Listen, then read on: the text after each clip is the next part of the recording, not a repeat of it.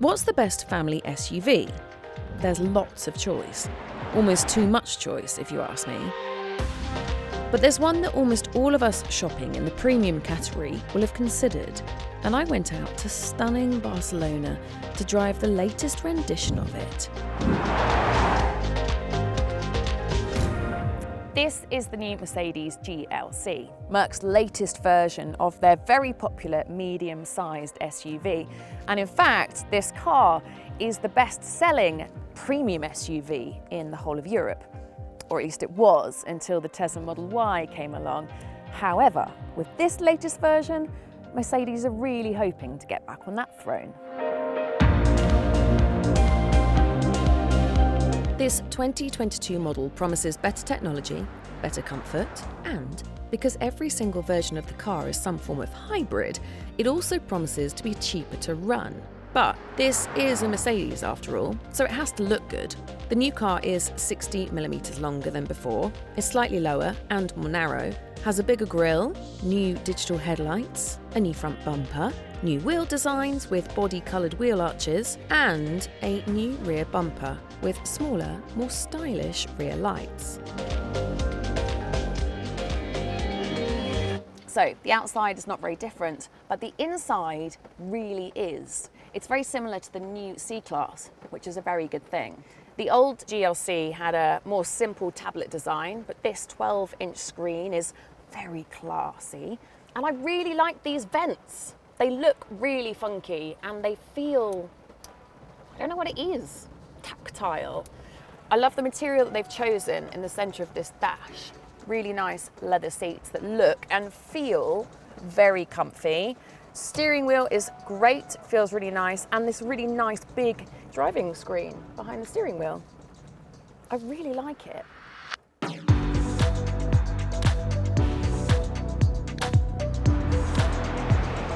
Okay, first impressions are very positive. The seats are really comfy and really supportive, and the driving position is very good, and I will tell you more about why that is so easy to achieve in a moment. It has 4 dynamic modes, so it has Sport, Eco, Comfort and Off-Road, and I'm currently driving in Comfort mode, and you can really tell it feels very smooth. Petrol and diesel models come with standard suspension, but are upgradable to air suspension, which comes standard in the plug-in hybrid. But whichever you go for, the GLC is definitely more supple than the Tesla Model Y, which, as Rory will tell you in his review, link down below, is a bit too firm, especially with the 21-inch wheels. Also, something that I'm really noticing is that it doesn't feel like a really big car to drive. You know how sometimes when you get into a big SUV, it almost feels intimidating, and I'm really not getting that sense at all. It almost feels like a small, agile, responsive car, which I really like. It's pretty quiet too, which is good. There is sound insulation strategically placed in areas where noise can creep into the cabin. The windscreen also has acoustic glass, and get this, the door mirrors have been moved down and back a couple of inches to apparently create less noise from the wind. How clever is that? As for engines, Mercedes have gone for clever there too. All of them are electrified in some way. There are 2 petrols with mild hybrid tech and 2 with plug-in hybrid tech, all offering different power levels. There's also a basic diesel mild hybrid and a diesel plug-in hybrid.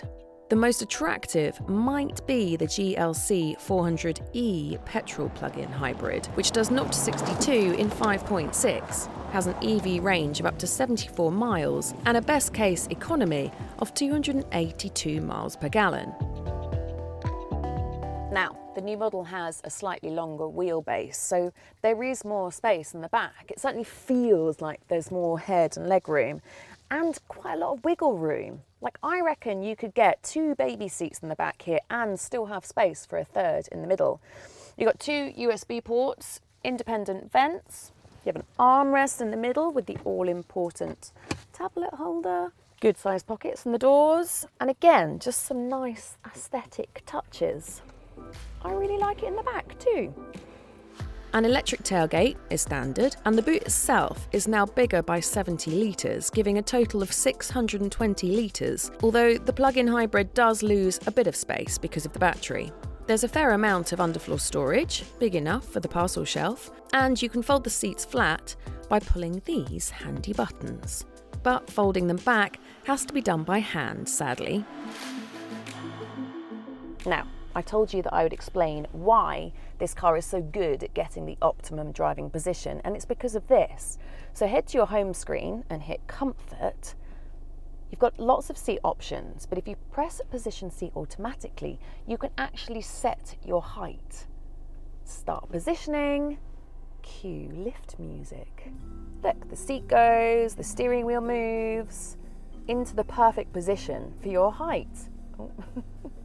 Not only that, but while we're here, head to ambient light. Look at all these different options for the ambient light around the car.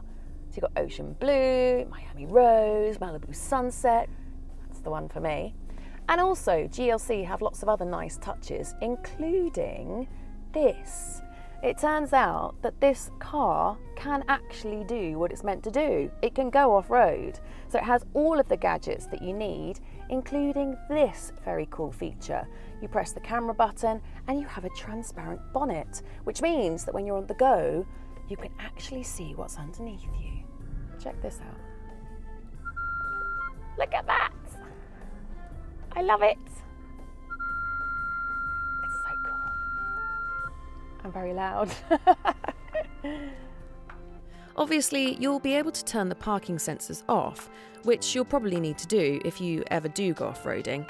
Most people won't use it for that, but if you ever find yourself horribly lost in Regent's Park or needing to mount a curb deep in the depths of Westminster, you'll be pleased to know that the Mercedes all-wheel drive 4MATIC system, which is on all models at launch, can pull you out of trouble without much of a sweat. Okay, my verdict? This is a really nice SUV. It's not a big leap in terms of how it looks on the outside from the old model, but inside it is really special. And this is a very nice car to drive. It's more comfortable than the Model Y. I think that when the BMW X3 comes out, that potentially could give it a run for its money. But honestly, Mercedes are going to sell a lot of these cars, and deservedly so. It is a big yes from me.